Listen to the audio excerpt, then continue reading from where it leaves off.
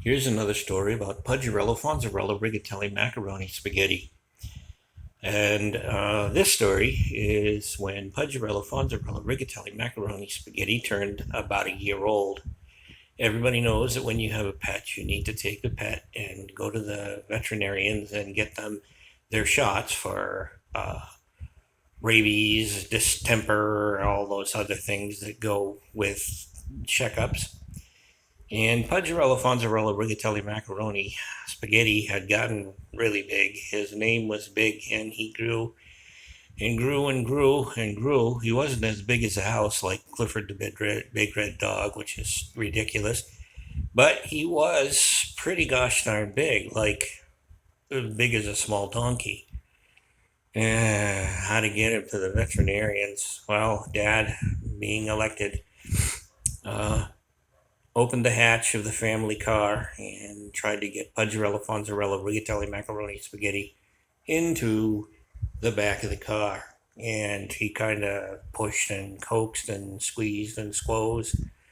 And Pudgarello, Fonzarello, Rigatelli, Spaghetti was a smart dog, so he tried to accommodate and wiggled and squiggled and pushed and squoze and squeezed himself in, but they couldn't get his hindquarters in, his tail, or his back legs. So what were they going to do? Dad thought, well, let's roll down the front windows and open the hatch. Maybe he can stick his head up the hatch. And that was kind of a silly looking car after a while, but they finally got the tail end in and they could close the hatch.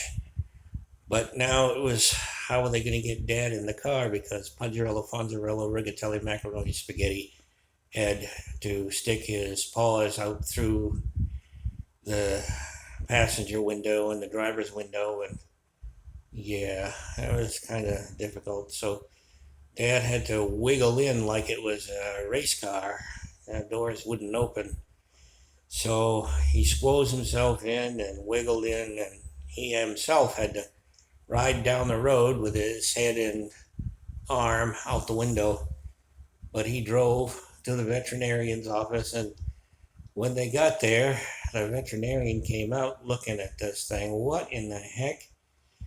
How did you get him in there? Well, the question isn't how did you get him in there, it's how are we going to get him out of there. I'm not going to give him a shot while he's in the car. Ay, boy, what are we going to do?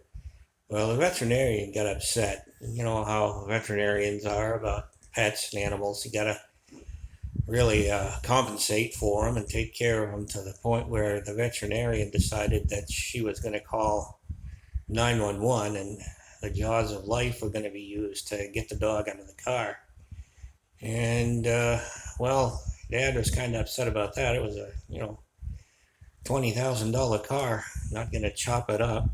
So trying to coax the dog out the way he came in wasn't quite working out. And when the police got there, before the Jaws of Life got there, Mom drove in a van. She had rented a van from U-Haul. It was a small box, but big enough to accommodate the dog for the ride home.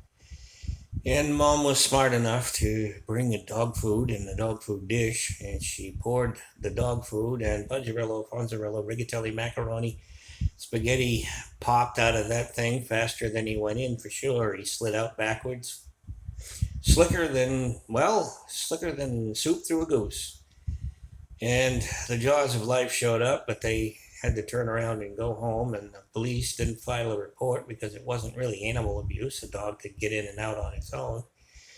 And the veterinarian came out and gave Pudgarello, Fonzarello, Rigatelli, Macaroni, Spaghetti his shots, and the papers were signed, and the dog jumped into the back of the van, and Mom drove the van home, and Pudgarello, Fonzarello, Rigatelli, Macaroni, Spaghetti was good for another year. That's the end of that silly story. Thank you very much.